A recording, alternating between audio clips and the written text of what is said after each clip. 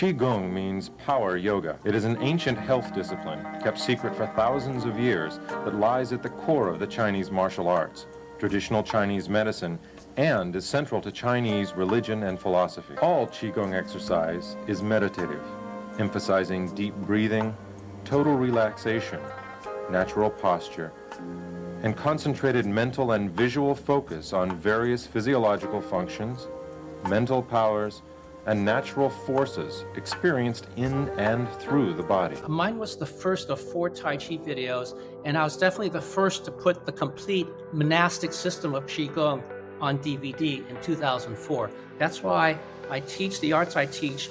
They create the change and transformation of your relationship to the physical world, how your nervous system works and how you feel the world.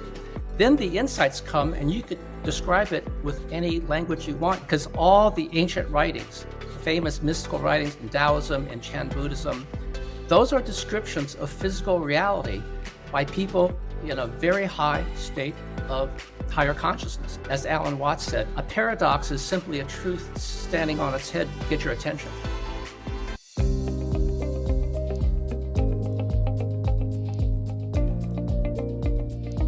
Welcome, beautiful souls, to this episode where we're going to dive into what it takes to be on the path of a warrior. I have my beautiful friend here, Terry Dunn, and he's been on this path for over 50 years. Terry is a master instructor of Chinese martial, yogic, and healing arts. He trained in LA, and since the 70s has been practicing Tai Chi, Kung Fu, Qigong. In 1990, he popularized Tai Chi, authentic practices, and his DVDs spread all around the world. He was the first one to create Tai Chi DVDs. Terry learned a lot from his master teachers, and we have a lot to learn from him. So it's my honor, Terry, to have you on this episode with me today. I have so many questions, but I think would be helpful is to know how this all started for you. How are you living in LA, a regular kid, and decided to go on this path? Thank you. I have been on this path of Chinese holistic health arts. That is defined as martial arts, healing arts, yogic arts, and then at a certain level, spiritual arts. Because anything holistic and healthy will develop mind, body, spirit, and integrate the body and calibrate one so that you are grounded and ready for spiritual or supramundane experience. How all this started was right after high school, first year in college, when I was a bright little kid. I started my first year at Yale College. I grew up in Los Angeles from 1960 onward, and I was born in 1954 during the Korean War, the last year of the Korean War, because my father was a veteran running a major operation for the Allies on Okinawa. Okay. Then we lived 6 years in Hong Kong before we immigrated to America. My parents were wise or aggressive enough. They didn't have much when they came over here. They came from wealthy estates, but they had very little. So they worked full time, put me into a day school from 8 a.m. to 5 p.m. at the First Congregational Church School, which is still there in Lafayette Park in Los Angeles, a beautiful Gothic building. And I was in school. I learned English so fast and assimilated that I forgot every word of Cantonese that I knew as a child. But fast forward, I did great in public schools. We lived in a great area, which is called Miracle Mile, Hancock Park, Fairfax area. Still lovely area. Perfect de facto integration in the 60s. It was utopia, and it was such a part of my life. I actually try and recreate this beautiful utopian harmonious setting wherever I am, this milieu I grew up with, and I feel totally blessed. That's what society can be. And everyone got along, and I'll even say this, if I may. In junior high school, my friends and I, of all colors, I'd say 1/4 were Black, we used the N-word as a character judgment. It had nothing to do with color. Any person of any race we could attribute the N-word to. Some 26 years later, Chris Rock used the same definition on his Emmy Award-winning show on HBO. If you ever saw it, it's called Bring on the Pain. Anyway, so that was this life I had where everyone got along. There was no racial fiction. We understood different cultures as multi-ethnic, multicultural, and everyone had opportunities. The schools, education, this is why I love teaching. Education is the key. My friends in law enforcement, the real good guys, they believe the same thing. It's not more jails, it's not more prisons, it's not more guns and armored cars. It's better education. Because I when I grew up, the public schools in our neighborhood were better than the parochial schools. believe that education is what shapes the society. Would you agree that maybe education today is not what it was back then? And the education today that our children are receiving is not comprehensive. They Right. need to learn more about their Absolutely. bodies. It's absolutely. Education is not what it is. It's very worrisome and to me mortifying. Maybe it's a generational thing, but people don't remember, they're not passing on the lessons of World War II and before and the dangers of fascism. We're not teaching history, but we need to learn the ancient ways. I think you, as a someone who practiced the ancient ways of the qigong, the kung fu, you've learned of the importance of the respect, the values, the morals, and understanding of the body. What would you say for someone who's young, who want to start on this path and incorporate it into their life from your path of 50 years, and why they need to turn to those ancient ways, the martial arts ways? Well, first of all, if you have enough faith and understanding or just foreknowledge that ancient traditions of warriorship and spirituality, basically, is worth studying and training in, the key thing is to find an authentic and good teacher. You Mm. must get the right knowledge, the real information. As my Tai Chi teacher's famous teacher in Taiwan, Professor Chen Mancheng, said, there are three elements that will help you, that are necessary to evolve. Number one is natural talent. Number two is hard work. And number three is the truth of the art, the real art. Hard work can make up for lack of natural talent. You could have both. You could have tons of natural genetic talent. You could have all the time and energy, and you put hard work in. If you don't have the true art, an honest, authentic, bona fide yogic art from China, Tibet, India, any tradition, as long as it's an authentic, spiritually rooted art, you wind up with, you waste all that time and energy, and it's very sad. That's why Western commercialism in the United States, just look at Indian yoga, has been so diluted over the years since the 60s. We have wine yoga now. I agree with you. It got diluted, but I'm grateful that it is available and relatable because it had to change. I know on your path, when you mentioned Utopian's beautiful environment and education, the right teachers came to you. Everyone has their unique Yeah. fate or karma and the igniting or the hooking incident. And I'll try to be quick about this. Yeah. I only knew about martial arts from stories my father told me. When he was young, he was in occupied China during pre-World War II. He was actually in jail once, and he saw guys trained in Kung Fu go straight up a sheer wall, like 20, 30 feet, called the lizard technique. I thought that still sounded like a fairy tale, but my father didn't exaggerate. He saw these things. I was raised in this wonderful all-American scenario. I played seasonal sports year-round. My best friends came from two doctors' families. They both taught at USC Medical School. I went to football games, watched OJ run all the time when he was in college. It wasn't until I got to first year in college when a friend of mine on the gymnastics team, as a gymnast both in high school and college, total of 8 years, a friend on the gymnastics team was from Hawaii, and a classmate of his at the Punahou School named Melvin Yee, he said, you should meet Melvin. At 18 years old, I met Melvin, and he was doing beautiful, just dazzlingly balletic, powerful kung fu forms in the squash courts under the residential college at Yale every Friday night before socializing. I was so mesmerized. I said, would you please teach me? So he started teaching me. I was interested in the mind-body connection because at that point, 4 or 5 years of gymnastics, that's the essential skill, mind-body coordination and control. So it fit in with how I was connected already and what I was developing. But still, it was like identifying with one's culture, ethnicity.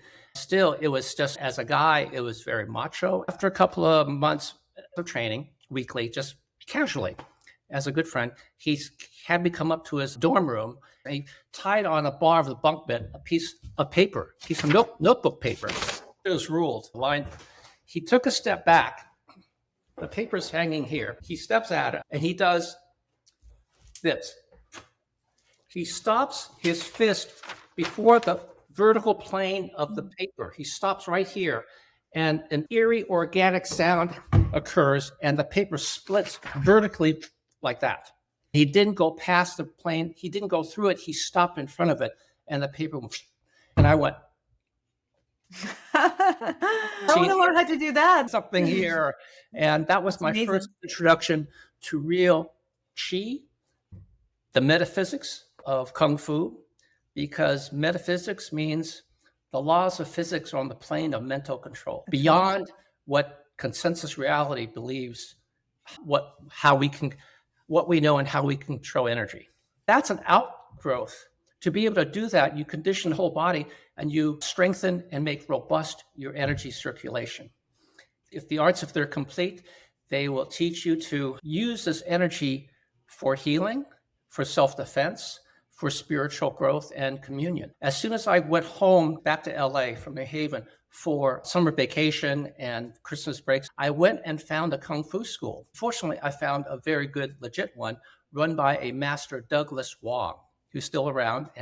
He's had a lot of influence in the martial arts world and in Hollywood, in media as well. He and his wife, and now his son. He was my first teacher. From there, I met his classmate and fellow instructor who was attached to the Taoist Sanctuary. Taoist Sanctuary in Los Angeles in the early 70s or late 60s was founded around Shirke Liu, who was within the Chinese community, a very famous Taoist priest who was sent out of China in 1948.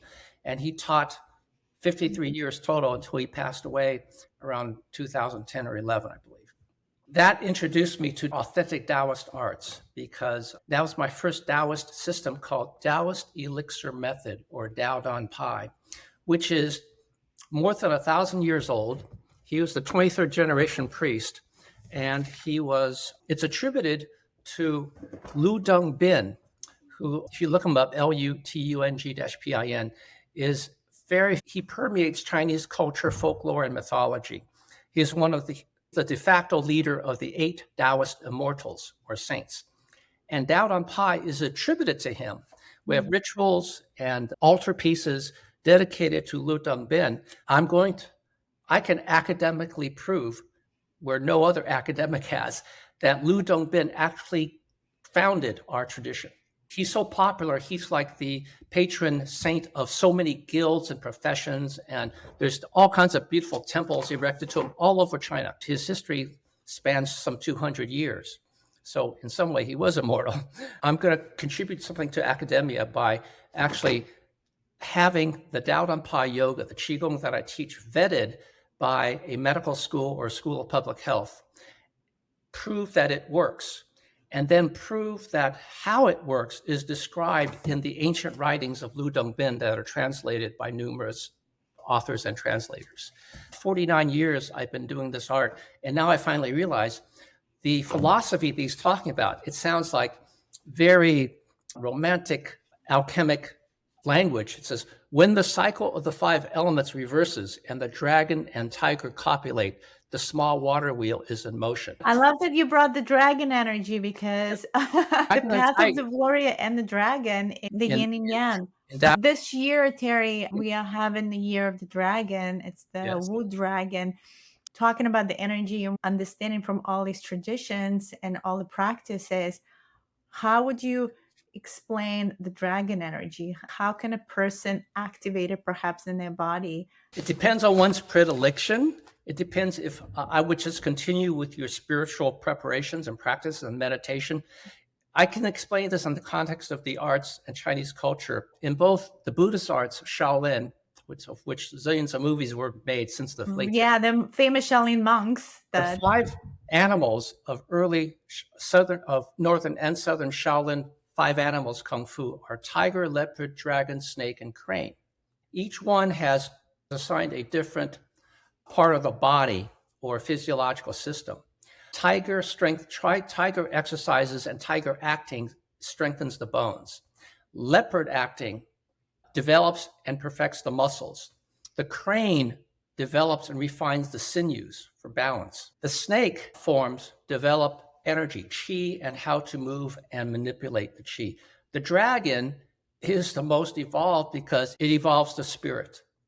The only thing you focus on when you practice dragon forms are 5 points of the body. Can't disclose which one because it comes in steps.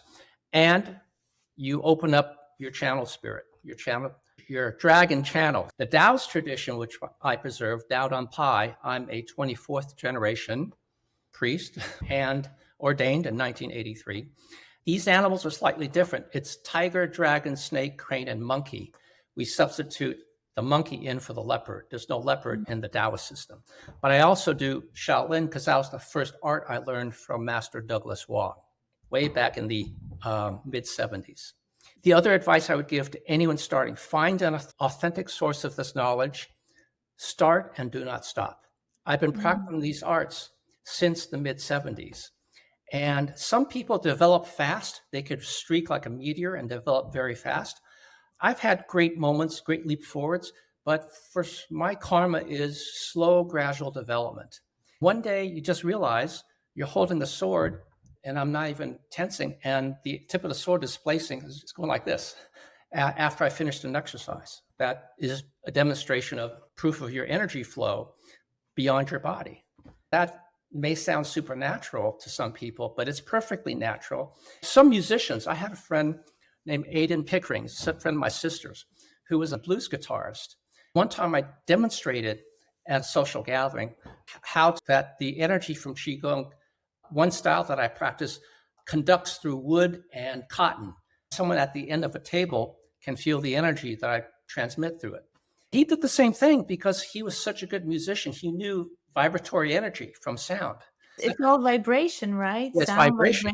music. And everything is energy, even hard stuff. It's all vibrating at a different frequency. So these ancient arts, would you say, just train you to control the chi better and be more aware of it?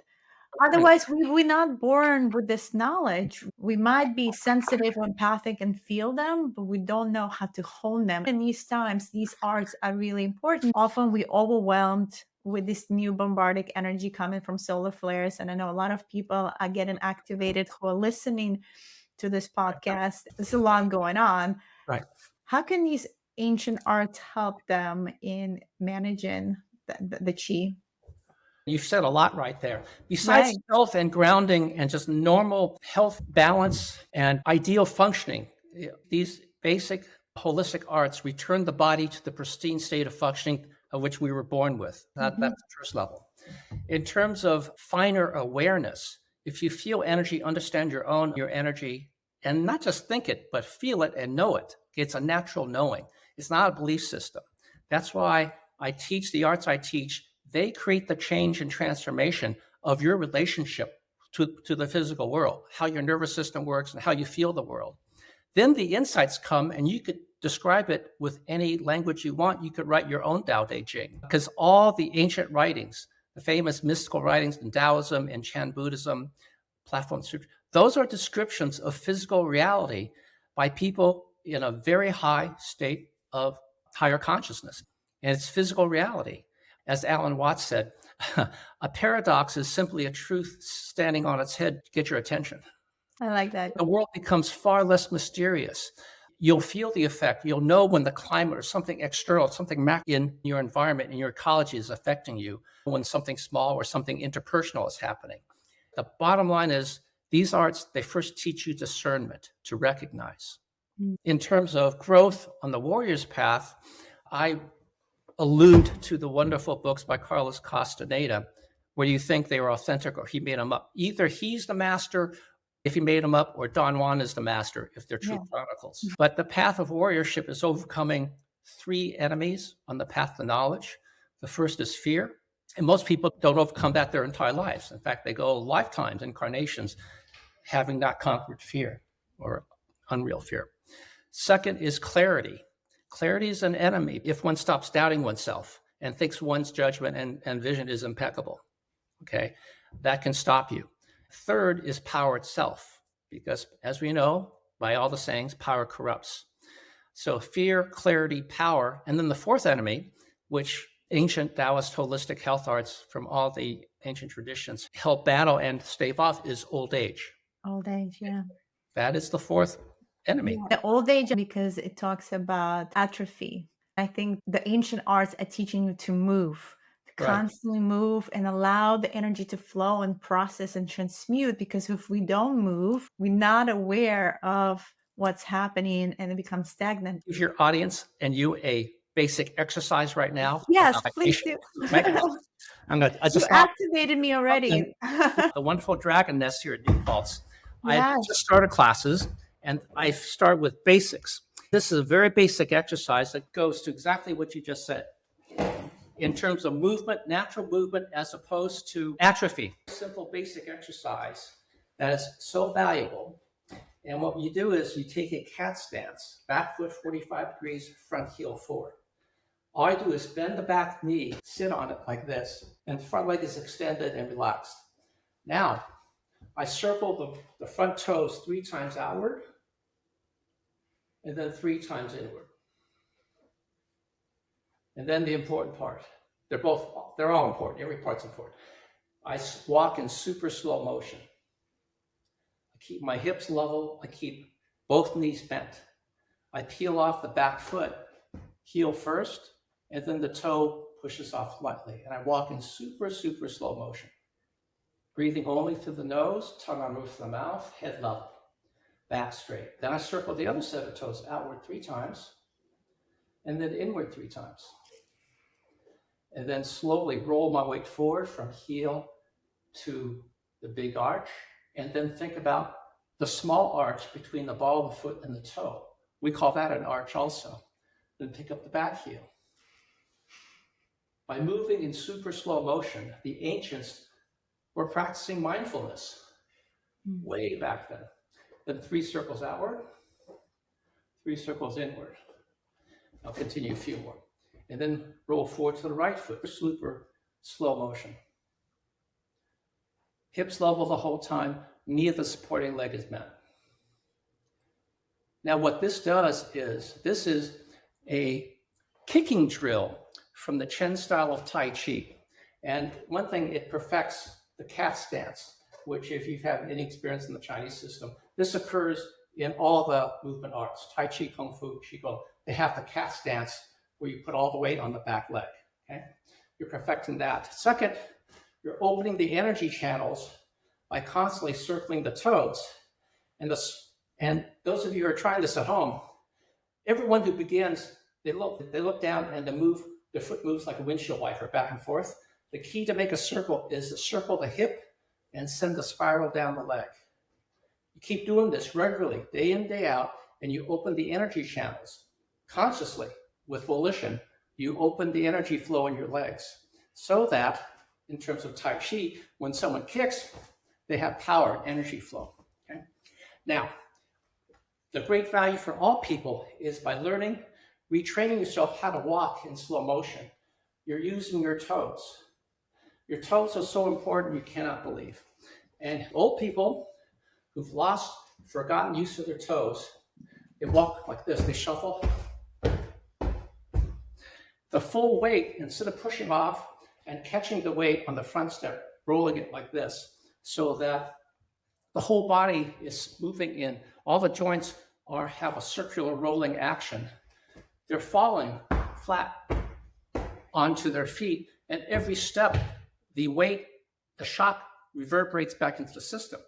Very unhealthy. That will shorten your functionality and life. So anyway, that's a basic exercise.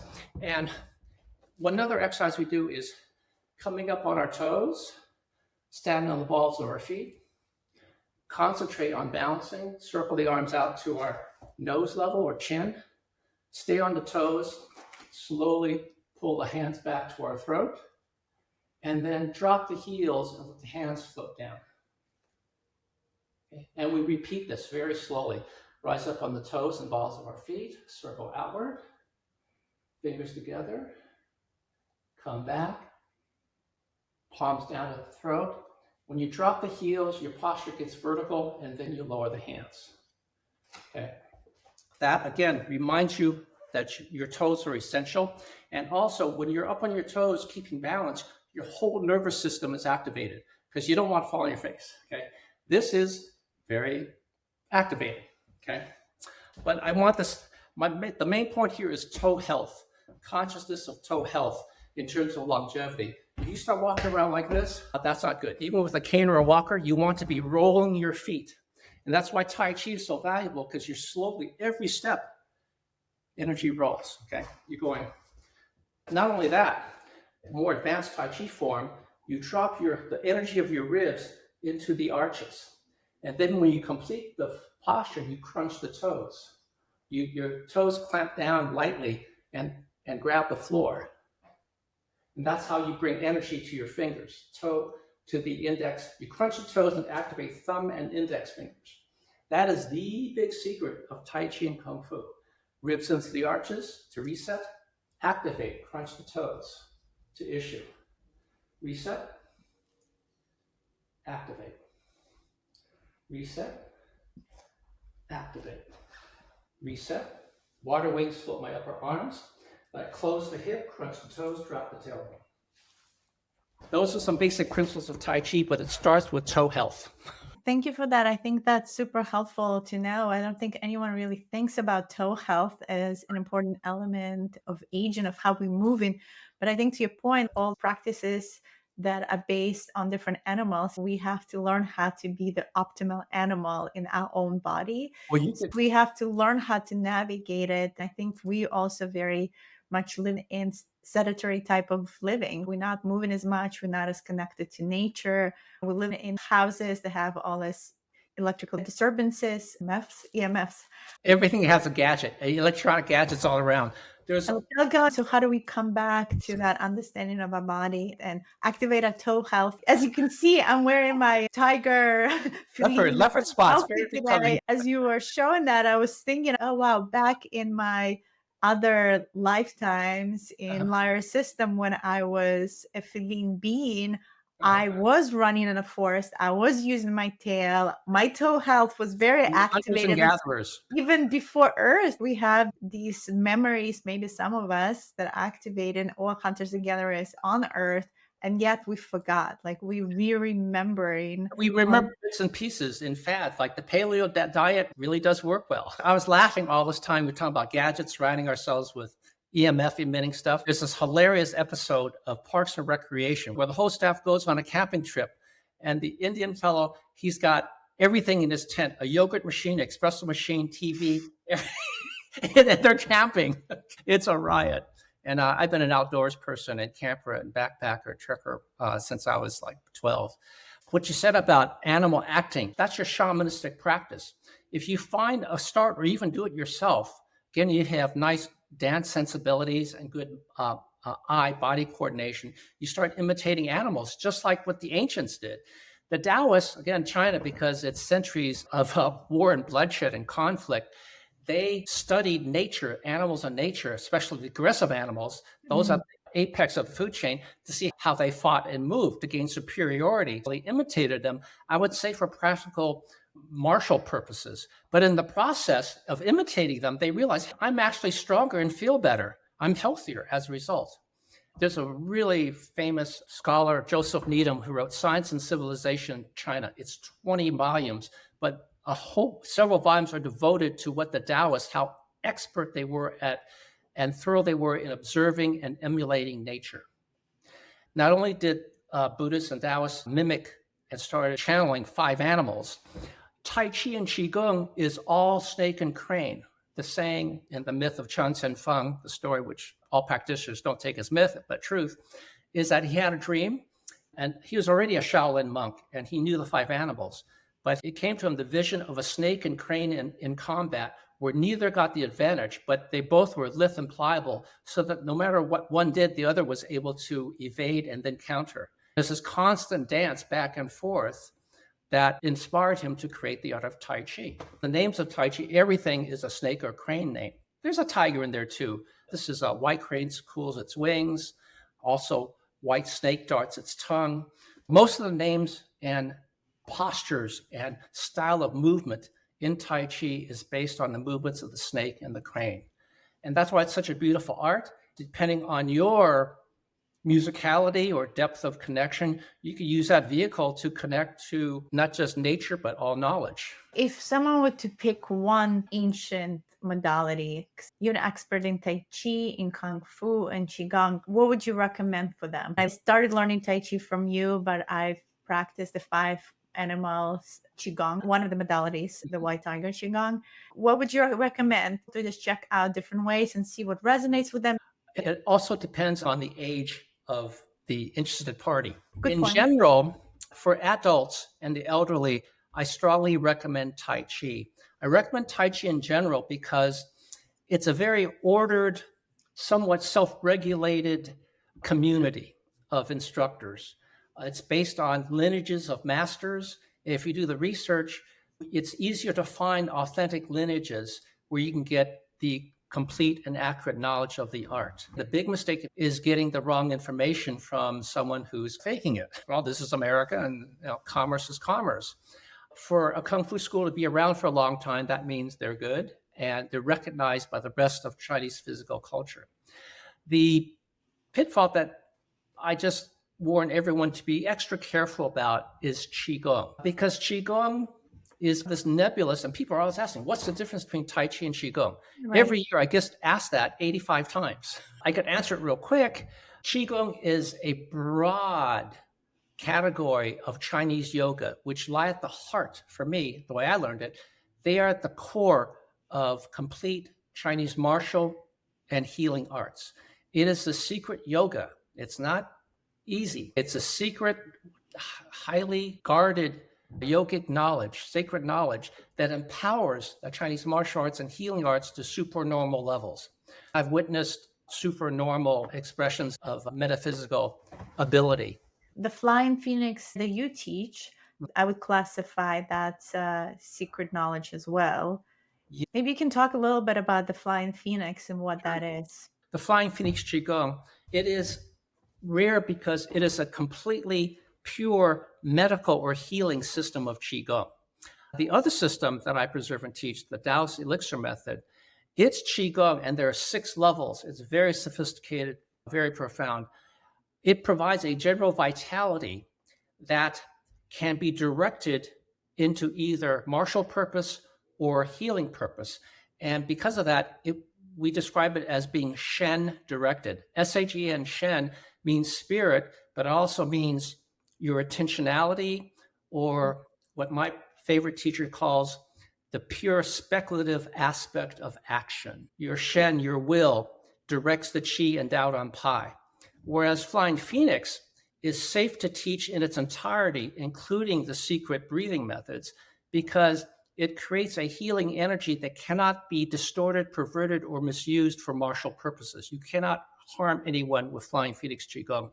Thus, my teacher, Grandmaster Due, gave me permission to teach the complete art once I learned it. And it's been quite a blessing. I've been teaching it since 1991. My DVDs have been doing great all around the world. Even in this age of streaming downloading, they're still selling like hotcakes. So if someone wants to check out your Flying Phoenix Qigong, where can they find that? I will list your website, but they're also available, right, on Amazon. They can get it on Amazon. Right now, my website is easy to remember, taichimania.com, one string. Also, if you're nearby, or if you want to follow Zoom, on February 9th, 10th, and 11th, Chinese New Year's weekend, welcoming the Year of the Dragon, right here in this room, I'll be teaching a 3-day workshop, 7 2-hour sessions of Flying Phoenix Qigong. You wonder what Flying Phoenix Qigong is? It consists of 8 standing meditations, some moving, and 24 seated meditations, very beautiful, very ornate. A standing meditation, the moving ones, they're very simple. I'll show you a few. I'll just run through a few postures. This is a cornerstone exercise called monk gazing at the moon. This is the only one in the entire system done with eyes closed. This one, monk holding the peach, is done with eyes closed and legs in this capital A position. Then we have monk holding the pearl, which can be done standing, seated, or supine. All these exercises, by the way, were vetted in 2000. I taught them. I wrote a hospital protocol at Cedars-Sinai Medical Center, the first in American medical history where Qigong was a protocol in a major hospital to accelerate recovery of post-operative surgery patients in Dr. Greg Fontana's Department of Cardiothoracic Surgery. The moving meditations are beautiful and purely healing. They also happen to be done at a speed 3 times slower than Tai Chi speed. This is the second to the most complex form, longest form. And thus it looks complex. It moves like Tai Chi softly, but the postures are unique. Ribs into the arches, crunch the toes to activate energy to the fingers. Ribs into the arches, crunch the toes to activate. I'll stop there. The basic one that we get to right away is called bending the bows, and this is very powerful.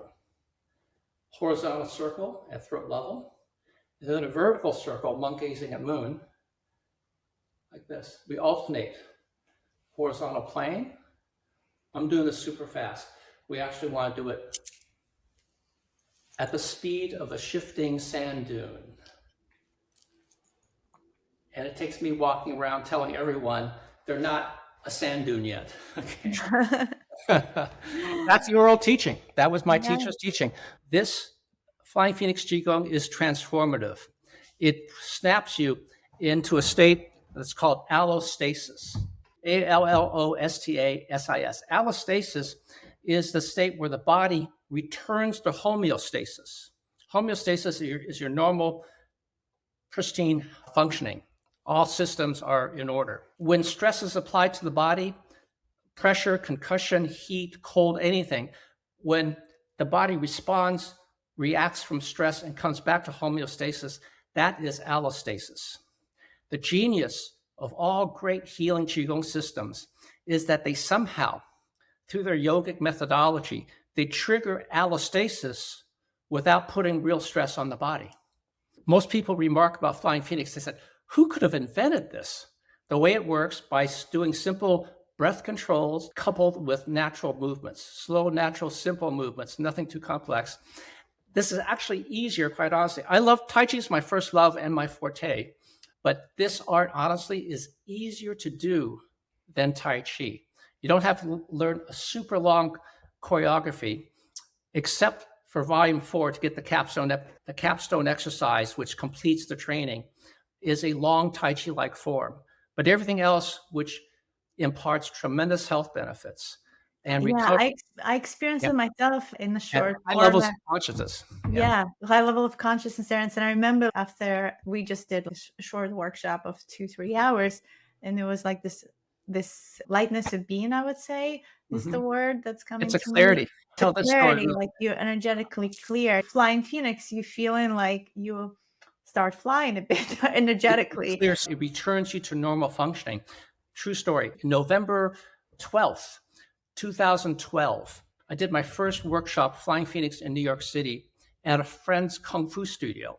It was an afternoon workshop, as well attended. We had about 40 people, and I would say it's like 3/4 women. And then 3 hours, it was a 5-hour workshop, 3 hours into it, I'm at one end of the room near the windows, and all of a sudden, a woman gets up and screams, "Oh my God, my eyes just cleared up, and I never even knew they had clouded over." I'm just stating the fact of what happened. And then 3 hours into the workshop, she said, everything cleared like someone pulled a curtain open. When we move the energy, things get clarified. Maybe, Terry, you can give us a sampler of the sitting meditation. Sure. I think something maybe that those who are tuning in and watching this can do together right now for just a few minutes to have a feeling of the Flying Phoenix. Also, I'm going to explain the results of both the standing and seated meditations.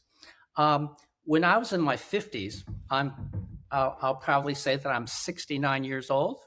Not bad, okay? In my 50s, when I did 2 of these seated meditations back to back, I felt my hair follicles charge up. And I was just getting, in my late 50s, a tad of gray. I have a little bit more now because I don't practice all the time. If I was in a monastery, I'd probably have less gray hair. You look wonderful, Terry. May Thank you. everyone at 69 look as amazing as you do. Thank you very much. Creative lifestyle and just loving life is a part of it as well. These Flying Phoenix meditations, they're simple to do. They go from simple to more sophisticated, and some are very beautiful.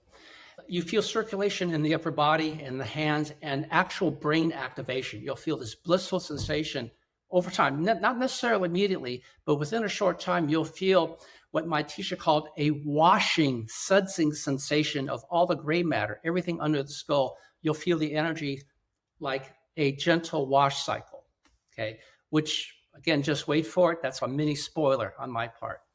And that comes with the seated meditations. I'm seated on an unusual end of a couch.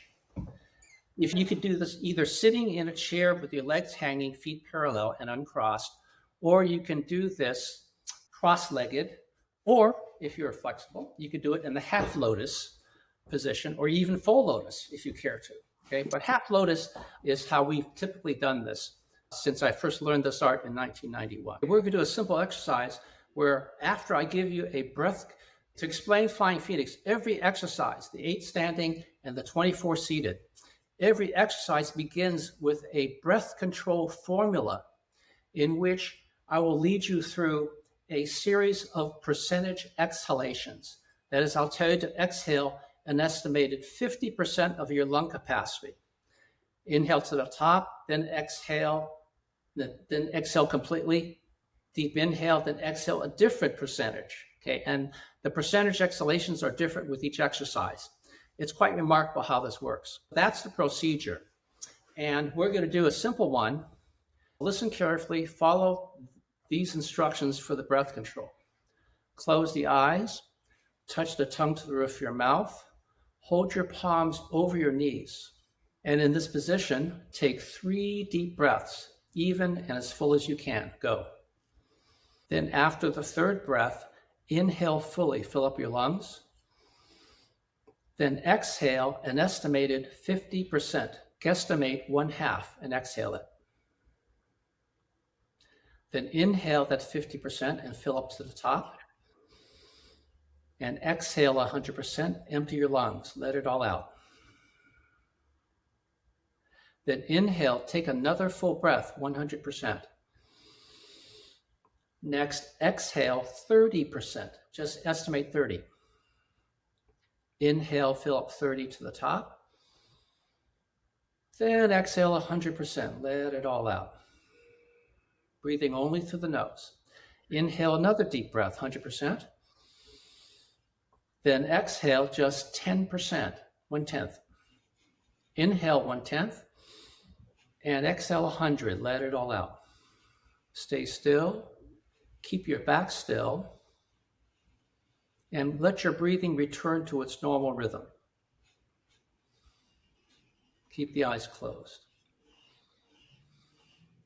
Then turn the palms facing downward and slowly extend the arms and float them up like the first move in Tai Chi, if you've seen it or if you've practiced it.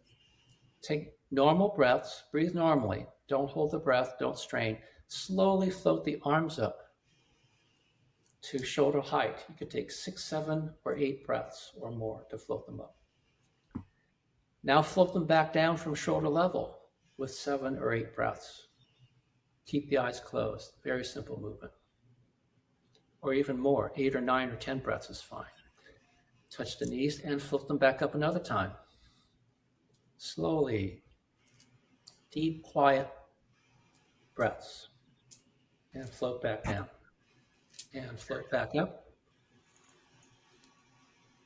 Those of you who've done quiet sitting and basic meditation, you'll feel this more readily. The key is to keep the back still. You're floating the arms effortlessly. They're floating on a level of water, and the water level rises and lowers. But keep the back still. After so many breaths, when the hands lower, slowly start rising. But now, while you're moving, take 3 deep breaths, 100%, to end the meditation. Go. And on the 3rd full breath, when you get there, exhale through the mouth and open your eyes. Okay. Drop your hands. This is a warm-up meditation.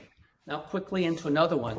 And this may show you that the magic sauce of this Qigong system are these breath control sequences. They really ignite something that's quite tangible, repeatable, verifiable, combined with these postures.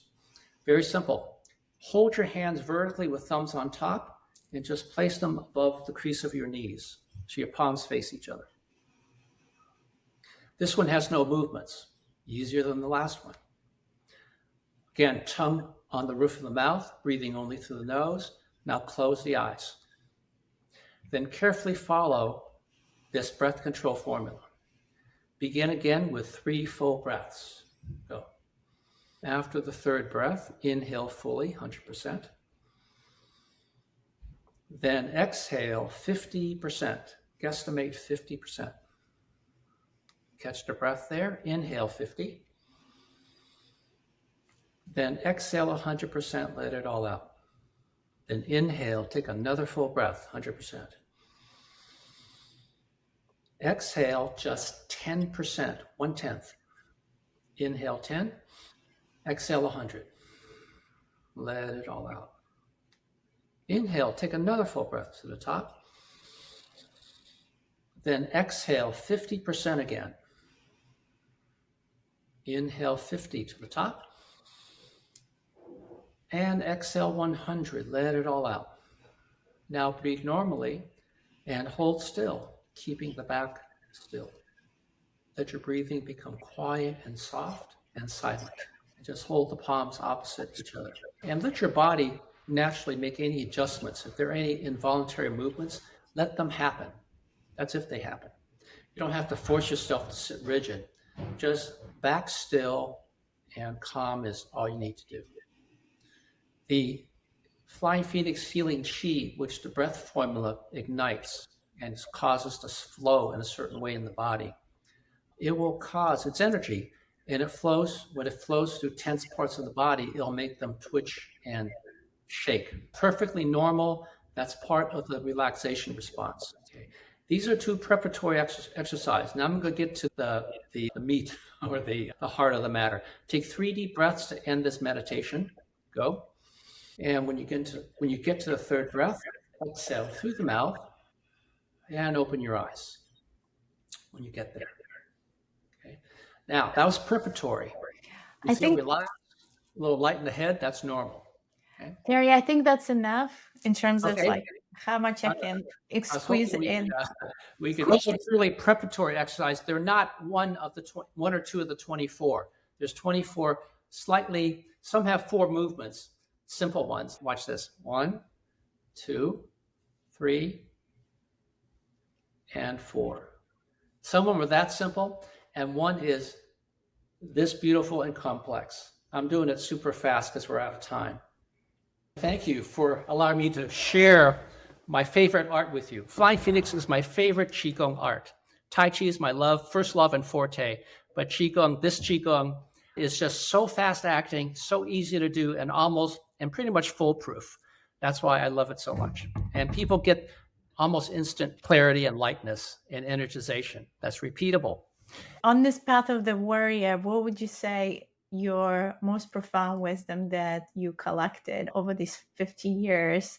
Was it about healing or maybe expansion of consciousness? One thing that was a consistent mantra that you would come back to? There's so many at different times in my life, but most recently that I've been acting upon is my last teacher, Grandmaster Dewey, with this Qigong in particular. It applies to all the martial arts. He said, quote, healing is the most important thing. Martial art, in every situation, it's the oath. It's a Shaolin oath, and it's a Taoist priestly oath. You always do that which causes the least pain, whether it's relieving someone of pain, healing someone, or in a conflict situation, stopping the violence and actually dispatching someone to some degree. You do that which causes the least pain. You stop suffering. That's the goal. And once you practice it, you just continue. And the rewards are bountiful and heavenly. If that's your path, find your path with heart, to quote Castaneda. Okay? Following the heart. It's a path. Every step you take, you get stronger and stronger, and the world gets richer. and it's full of love, because healing is the very most basic, easiest expression of compassion. And compassion is the love you have for all your fellow human beings and other forms of life around you. And compassion for your body as well. Oh, being comfortable in your skin, liking yourself is the Skin. foundation, accepting yourself totally. You can't be a functional healer if you're not completely at home, at one with yourself. There are a lot of wounded healers out there, especially in the psychological professions. Call it meta psychology. Many people go into martial arts with thoughts of violence and authority issues. They go into police work as well. And in psychology, many people go in to try and resolve questions and conflicts and lack of closure in their development. They study their psychology, integrate their studies into their defenses, practice for 15, 20 years. And then when they realize their patients aren't not getting optimally better, everything crumbles and they have a crisis and get suicidal. That's been measured and studied. So it's an unusual profession, the psychological counseling profession. But the main thing is loving yourself, honestly. Total acceptance, understanding who you are, liking yourself. And then if you have something to share and love for others, then expressing that in whatever helping, healing art. There's so many great ways to help people. There's a very famous, Alan Watts described this guy. We looked him up too in the 70s, a guy named Ralph Hattersley, famous photographer in San Francisco. He would help people through very serious psychological maladies and conditions by simply teaching them how to shoot photos. He was that great a teacher. Giving people options. Counseling psychology is giving people real options other than the path they're on that they're not happy with.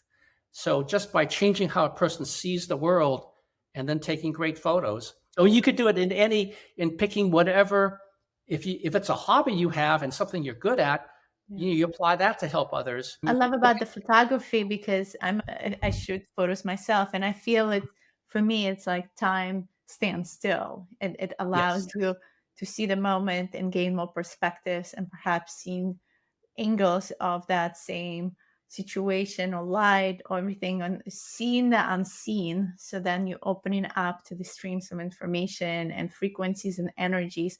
So similarly to what you said, the martial arts or these yogic practices tuning us to feel more, see more, go beyond our five senses, right? Because we always been told we only have five senses, but really we're multidimensional beings, so we have much more access. A lot of it is just not tangible per se and meta, but it's there, right? The path of the warrior is to open yourself up with an open heart and be curious to perceive and be open to what is coming through.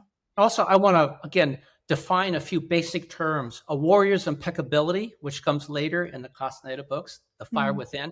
Impeccability of a warrior is simply preserving one's energies, not wasting. That means that's health, longevity, and doing more positive things with your energy as opposed to dissipating it the wrong way or in non-productive ways. What you said about photography, my father happened to be a great photographer. I had this Rolex box camera all his life. I guess I got it from him. That's why I took to photography and visual arts. I was able to make my Tai Chi videos in 1989, fortunately, and mine were one of the earliest. And fortunately, I just had enough production values for them to take off, and we sold literally millions in the 90s. So I'm very lucky and blessed. You were able to disseminate this wisdom way before internet, way before live streams and YouTubes, and it's still out there. You can still get these DVDs. So I think you were ahead of times. I was just lucky to get in there early. Mine was the first of 4 Tai Chi videos, and I was definitely the first to put the complete monastic system of Qigong on DVD in 2004. I actually shot them in mid-90s, late 90s, 96, and I didn't get them into DVDs and reformat everything until 2004. I was doing well financially at that time, so I went all out and had my favorite cinematographer, Mike Hoover, who has 14 Emmys and 2 Academy Awards. He shot the DVD series. It looks really beautiful. It's all shot in Death Valley, California, and had great music. I have students and Tai Chi, fellow students and Tai Chi practitioners from UC San Diego who are working on their music PhDs. And now they've contributed over the years to my soundtracks and stuff, just because we're all friends from that era. It's just this wonderful flowing of alchemy together. Just right time at the right place. I feel very blessed. And I'm getting ready to produce my next wave and hope my final wave of media productions, which I hope, I'm not getting ahead of myself, but I think they might stand for generations because my practice now is at its peak. My practice and my teaching ability is at its peak right now. Takes that patient path to come to this place where you feel like, oh wow, I got to master, right? I got to a place where I feel really honed in my skill. And I think that's a learning as well for those who are tuning in. You need Right. patience, you need Thank persistence and consistency. I know how much consistency, Terry, you mentioned to me you have on daily practicing and practicing. So practice promotes presence, practice promotes mastery, and whatever you choose. And it's not always, I feel, the destination. It's the journey. What I do want to say, you're so right.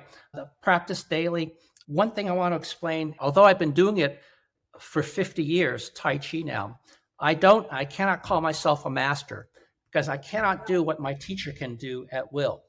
At times I'll have joyful accidents of using Tai Chi soft power, but real mastery is on a different level where it's every action is always in harmony with the universe, even in resolving conflict.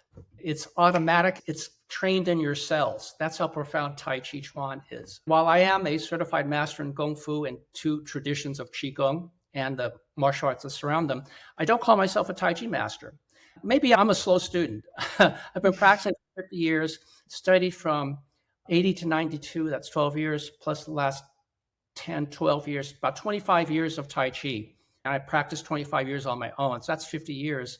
But hopefully I'll make master sometime in this lifetime. I So think that's you're also being very humble. call yourself a master and Yeah. you're not, the universe will correct you. Okay. Perhaps. Just in the spiritual arts, spiritual traditions, whether it's formal or call it new age or informal, if you call yourself to be a spiritual leader, you have to anoint yourself. Even Jesus didn't do that. Be careful out there. Yeah, everything requires that level of discernment, but definitely within yourself as well. Sometimes we also give too much energy to the gurus and put people on pedestal, and I think that area is over as well. I think we are stepping into this new age of Aquarius. We are learning from each other, so it's a Yes. collective learning, and there's no path of the gurus necessarily. Teachers, I think, are important because they help us navigate along the way, but ultimately at some point we get to a place where we surpass our teachers, and the best leader And is a our great own teacher, higher self. a good teacher will always allow symmetry, and the joy is to bring a student that even excels beyond the teacher's reach or skill level. What happens a lot in not just holistic health arts, spiritual traditions, you have a teacher or guru and you have a disciple. It's one up, one down. And then slowly, the training over the years, the student comes into symmetry. Okay, just to explain the dynamic, a good teacher will allow the symmetry and allow the student to continue to grow and inspire him to go out, stretch his wings, and become a conduit, a channel of great energy, him or herself. But if the teacher doesn't allow the symmetry, this student here starts to feel deprived. That's the actual feeling. After a certain time, after frustration, they leave. That's what happens. I've also experienced and witnessed a lot of the dark side of these spiritual traditions ever since the 80s in terms of cult manipulation. Being in California, I saw everything. Be careful you don't give up your personal power because Sovereignty is important in any learnings that we do because we give these ancient wisdoms and practices so much respect. But I think it does have to integrate into our modern way of living and also our ascension journeys that we're on, because it's okay to interpret things, it's okay to modify. For me, mastery, maybe my interpretation of mastery is a bit different than yours, because for me, mastery means that you got to a place where you feel you can weave things together. You can play around with this and that and create your own toolkit. It doesn't have to be exactly like the rituals you've learned. Well, I agree with Including you. something new. Yeah. No, I agree with you. You can synthesize with the high knowledge that you've acquired. Traditions are kept to preserve the art and to continue the transmission of it. But there are many branching offs of various traditions. Every teacher does it their own unique way, but still there's some basic essential guidelines and paths by which at least the arts that I've inherited, which I found they continue to work, and I continue to use those traditional methods of teaching. I love your way of teaching, Terry, because it's very encompassing. So it's more like this is what it is. You can practice it and you feel it in your body. I think then it's up to the person to take them to the next level. Growth is all about individuation, becoming Mhm. your own self, knowing your true sense of self, and then expressing yourself in the world. These arts, not only do they help you individuate, but they empower you. It's about self-empowerment in a healthy way. It's not political power or financial power. It's personal power, knowing that all men and women are created equal. You have innate intrinsic rights. It's just the way the Constitution preamble is written. They were a product of the Enlightenment. You read that beautiful beginning of the Constitution, that these things are self-evident, and these arts enable you to feel it and know it and not ever have to doubt it, and certainly not let anyone come in and encroach upon or control or deprive you of your free will. I define free will as God's gift, which also, if you think about it, answers the problem of evil. God will not intervene unless you're strong enough and gifted enough to invoke him or her. Will not intervene because if he does, he's taking away free will, which was his original gift. There are lines, there are qualities, there are spiritual arts by which you can invoke and bring about manifestation of true spiritual holy power. I answered this myself. I had a confrontation with my creator, and I asked, I want to know, why is this so much evil in the world? How can you let this happen? And I said, and from my impudence, you could kill me this very second. I did this when I was right out of college, about 20 years old, and nothing happened. And I said, okay.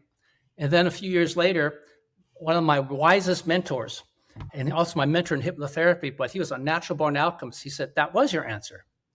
He said, God will not intervene. Neutrality. Yep. Neutrality is a powerful force. And I Yeah. think as we're talking about the path of the warrior, it's a great point in which I want to wrap up this episode, because it is about staying in that neutral position. There's so much distraction, so many wars happening in the world. There's so much polarization games that are happening, this versus the other. And So much cultism.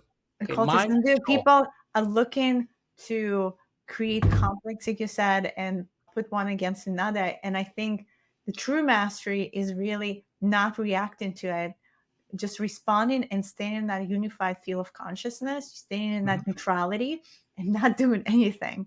And just Equanimity. continue cultivating centeredness, to continue doing these beautiful ancient practices, to continue just being in your field and what you can control in sovereign way. It's a beautiful way to wrap it up in terms of what you can really gain from these ancient secrets is to learn how to be in control of your own free will and your own energy field.